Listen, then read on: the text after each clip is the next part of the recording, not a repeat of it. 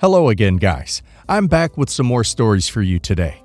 Let's go to the first one, about OP who refuses to share her college fund money with her sister. But the problem is not here. The problem is where OP's college fund comes from. Listen to the stories, guys, to find out, and of course, to hear my insights on the situation.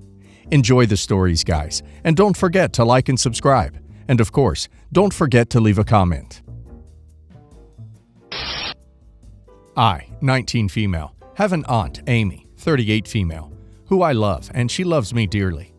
It's never been explicitly stated, but between my sister Kim, 17 female, and I'm the favorite niece. I didn't really notice when I was around my early teens, but whenever I had an event, my aunt would always try to be there, while she was never there for anything my sister did. I got nicer presents. There are pictures of me in her house, and she texts, calls me regularly. She barely acknowledges my sister, and I never knew why. One of the reasons why it took so long for me to notice was because whenever someone would mention something about the different treatment, our mom would brush it off, and since Amy was my paternal aunt, I just accepted it. Fast forward to now, and my mom sat me down and asked me if I would be willing to go to a less expensive school so I could have extra money to share with Kim. My aunt Amy set up a fund for me and my two cousins, but didn't have a dime for Kim. She did this with Kim looking at me for an answer, and got upset that I didn't give a definite yes. She accused me of not caring about her, just like Aunt Amy, and is refusing to speak to me until I give her half the money. I thought that this was wildly unfair, and asked my parents why they didn't have their own fund for Kim, since Aunt Amy was taking care of me. They said that they did, but it wasn't as much as what Aunt Amy had for me. She's a smart woman who makes a lot of money, and admitted that they had to dip into it to help pay for things when my dad wasn't working because of virus. I feel bad for Kim, but I don't want to sacrifice my future college experience for it. Am I really being so maliciously selfish? Edited to add, hey everyone, sorry I haven't been responding. I had to run out and do some errands, but I wanted to address some questions, comments. 1. Growing up, I did notice that Aunt Amy had a bigger presence in my life, and she always had some excuse for not being in Kim's. Example, I have to work, I have prior commitments I can't back out of, I'm sick, etc. 2. Yes, growing up I do recall that every now and then me, my cousins, or sister would ask why Aunt Amy treats 3/4 of us differently, and the adults would act like we were being ridiculous or just brush it off. I always took this as us kids just making stuff up, and would trust that my parents, uncle, uncle's wife, or my paternal grandparents would step in and do something about it. Now that I'm older and starting to look back on things, I can now get a better understanding that it was indeed favoritism. 3. No, it has never crossed my mind that I may be my aunt's secret daughter. It also wouldn't explain why she spends time with me and my cousins, but leaves Kim out. If all of the attention was just on me, I'd be more inclined to believe it. But for now, no. 4. I'm not going to rule it out 100%, but I'm going to say no to Kim and me having different dads. I am older than her, and my parents were already married when I was born. I don't believe that Kim is an affair baby because it doesn't explain why only my Aunt Amy treats her differently. If my entire paternal side treated Kim differently, I would feel more inclined to believe it. 5. In regards to the fund itself, I've never actually seen it, but I know it's there because my aunt says it's there, and my twin cousins are already in college using it. I'm not too sure about the rules of the fund because I just trust my aunt, but I will look into it. 6. I'm not saying that I'm unwilling to share any of the money. I just don't want to give up half because I really want to go to my school of choice, which is out of state and will be more expensive. 7. One of the main reasons I was so reluctant was because I felt put on the spot and was being cornered and pressured for an answer, which I resent. I think OP is in the wrong here, and not because she isn't sharing the money, but for perpetuating ongoing favoritism. OP just accepted her sister being treated worse than her, for no apparent reason. This is incredibly unfair. She isn't entitled to OP's money, but I can understand OP's sister being upset at this. She isn't an a-hole here. OP's sister is the one who has been treated unfairly all her life, with everyone just being fine with it. Her emotions may be misdirected at OP, but I can see why she's upset. She likely has given up on thinking the adults in her life love her enough to care about her future, with aunt forgetting about her and parents using her college money and not stepping in. I think OP might have been her last hope here. And let's see if the community agrees with me. Illustrious Band 537 says, "Not the a-hole. Amy can do what she likes with her money, and you should be able to go to whichever school you choose. However, I'm surprised your parents haven't called Amy on this. If it was me, I'd need a sit-down with Amy and ask her outright why there's favoritism." Masked Mayhem says, "Everyone sucks here. You knew there was favoritism. You witnessed the favoritism, and it's quite hard to believe you didn't take advantage of that favoritism. Let's be real for a minute. That being said, it was given to you, and it's yours to do with as you please. Your aunt is a giant a-hole, and so are your parents for not being objective enough to see it when it started. Your sister will resent you. She's right to do so, because you took advantage of the situation instead of calling it out and possibly having to share many years ago. You reap what you sow." Socks Gone Wrong says, "You're the a-hole. Yes, of course you have no obligation to share your fund. It's within your right to go to the more expensive school and have your parents figure it out. However, I don't know how you could morally be okay with accepting all of this money, fully aware there was favoritism, and your sister continues to get the crappy end of everything. If I had the opportunity to help my little sister, damn right I'd split it with her." I have a 10-year-old daughter with my ex-husband. After our divorce, his sister moved in with him to help him raise our daughter. My ex-sister-in-law and I never got along. She can't have any kids, and she was always jealous of me because she loves kids. Now she acts as if she's my daughter's mom. When my daughter was younger, she was even calling her mom for a while, but I corrected her and taught her to say aunt instead. Last night, my daughter came out of her room in the middle of the night and asked for her iPad. We take it away at nights to make sure she doesn't play with it instead of sleeping. I asked why, and she said she had a bad dream and wants to talk to her mom. I was devastated. I told her I'm her mom, and I will help her go to sleep, but she insisted to talk to her aunt, so we allowed it. I didn't say anything to my daughter, but this morning I called my ex-sister-in-law and told her she needs to stop acting like my daughter's mom. She is not her mom. I am. I said if she tries to do this again, I'll take them to court and get more custody because I think they are alienating my child. She called me an a-hole and a jealous bee for trying to ruin their relationship, and basically implied that I can't do anything about it, and she's not going to change things. Info. Do you guys share 50-50 custody? How's your relationship with your daughter? Bright Spreekle 7506. I get her every other weekend, and her dad gets her the rest of the time. I think we have a pretty good relationship, but I bet it could be better if ex-sister-in-law stopped acting like her mom. Well, I feel sorry for OP, but I think she is in the wrong here. OP's daughter spends significant time with her aunt, so OP shouldn't get caught up in the terms she uses to refer to her aunt. I think OP would never win in court, where she would be seen as interfering with the other household over a term her daughter is using for whatever reason she has. OP's sister-in-law is raising OP's daughter a majority of the time, so I don't understand what OP expects. Of course OP's daughter will be closer to her aunt than OP. In my opinion, OP needs to spend more time with her daughter if she wants things to change. And let's see what the community thinks. Muffin Mama says, "Definitely not the a-hole. Go to court. This woman seems mentally unwell to allow your daughter to call her mom." Daddy Longleg says, "You're not the a-hole for trying to change this, but in this case, you're the a-hole for reacting like that.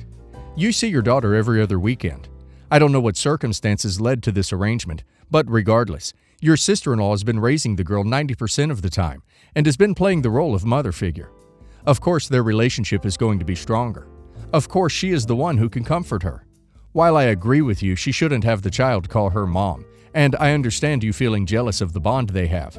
It's really up to you to make whatever changes are necessary to build a strong bond with your daughter." Spruce Lee 420 says, "I think you're the a-hole because you're putting your needs over the needs of your child. I imagine it's super painful to see the relationship your child has with her aunt, but it's only natural given the time they've spent together. Trying to remove your aunt from your daughter's life is cruel. I think the main thing you can do here is try to improve the relationship that you and your daughter have." My boyfriend, 28 male, is obsessed with the idea that gold diggers want him, and he has to protect himself from them. He makes remarks about it all the time. He is a resident doctor making $60,000 a year. Of course, when he graduates, he'll be making $300 to $500K, but that's in 4 years. I'm 29 female, a cloud architect at a tech company, and currently making $180K a year. And yet, he has still made remarks that I might be a gold digger. I own the house we live in together. I own most of the furniture and my car, and I helped him buy his car at a discounted price because I have a close relationship to a dealership because my family has bought cars from them for decades. Recently, he brought up signing a prenup, saying when he graduates from residency, he wants to keep our finances separate and protect himself. I got so mad because I'm charging him far less rent than he would be paying normally. $800 for his share when a place in my neighborhood is $3,000, so he would normally be paying $1,500 or more. And he would be paying $5,000 more for his car if not for me. I told him, okay, sure, I will sign. But in return, from now on, you are paying the going rate for rent and will do at least 50% of the housework. I do at least 70 to 80% of the housework. Plus, I do most of the cooking, even though he argues mowing the lawn and shoveling snow once a week makes it equivalent. I do more because he works long hours and is on call every other week. But now it's clear he doesn't appreciate it, so I have no reason to do it. I also told him he needs to back pay the difference in rent and be paying me for all the extra hours of housework and cooking I've been doing. He got angry and told me that's in the past, and I can't ask for back pay. I said I could because this relationship is clearly him gold digging, because I make 3 times his salary, and I'm giving him discounted rent. So if I was a man and he was a woman, no doubt he would say he himself was the gold digger. He stormed out, and I'm wondering if I was a little too on the nose with what I said. Wow, he is accusing OP of being a gold digger when he is literally living off of her money. I feel like this relationship won't work out due to his behavior. He is acting like he is above OP. I think that after he graduates, he will act even worse. He will try to guilt trip OP so he doesn't have to pay much. Well, I wouldn't want life like that. And OP should really think now, as finances are one of the main reasons families split up. So she should run before it's too late. Let's see if the community agrees with me. South 3Y says, he is so totally going to dump you after you've put him through medical school. Oops, I did it again 1710 says, not the a-hole. I've weirdly seen a lot of guys with no money talking like this. I think there are particular misogynistic internet circles that feed this kind of rhetoric. This kind of thinking can quickly lead to the dehumanization of women and is reflective of a larger issue. I also don't understand his obsession with gold diggers being after him if he is in a committed relationship, especially when he is in a committed relationship with someone who is making more money than him and is paying his way through medical school. Your response was perfect.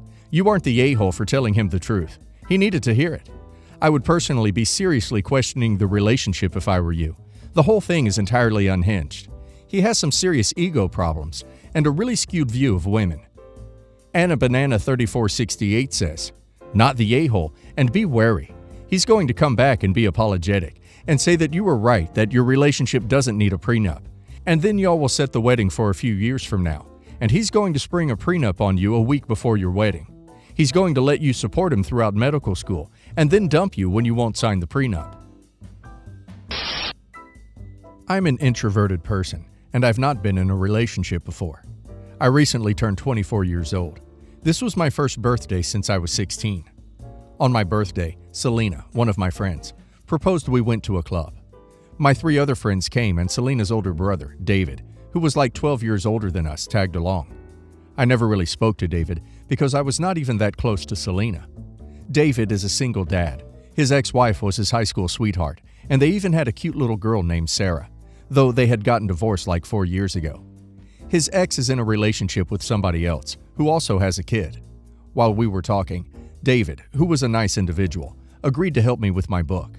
We had a great first date, but as we continued talking, David started receiving calls from his former wife. I initially thought that this was about his daughter, Sarah, fake name.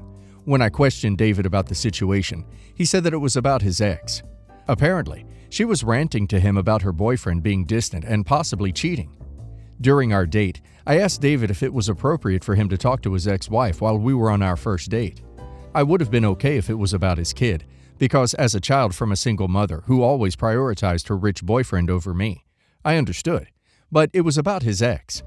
He apologized for my frustration, and he said that he keeps a close relationship with his ex so that Sarah would have a positive environment. He said that he had no other option, and said that when he prioritizes his child, it also applies to his wife. Our date passed by quickly, and by the end of it, he asked for another one. I told him no, that I don't think I want my first relationship where I am second to his ex. He still calls back to check up on me, hoping to change my mind. But I just don't think I'm ready for that. And I don't want to start a relationship where I get to know his kid and leave because I'm too insecure to get past his ex and him. It won't be fair to Sarah. I'm typing this just 2 hours after Selena sent a voicemail message stating that I was insecure and said I was gross for rejecting a single dad. As I said, I have no problems with putting kids first. I just don't think, as a young adult, I want to live my life knowing that his ex would always come first. So, am I the a-hole? Whoa, guys. It's such a disrespectful behavior from him. It's rude to take phone calls from friends during a date, to listen to them vent about their problems. And here it's even worse because it's his ex.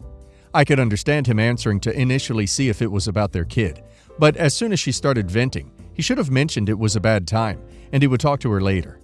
I personally think he's not over her. And now let's hear the community's opinion.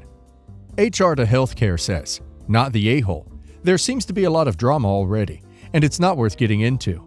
You're only 24. There's no need to complicate your life with someone else's situation. OK Expression 7723 says, not the a-hole. You aren't rejecting him for being a single dad. Otherwise, you wouldn't have gone on the date at all. You are young and in a different stage in your life.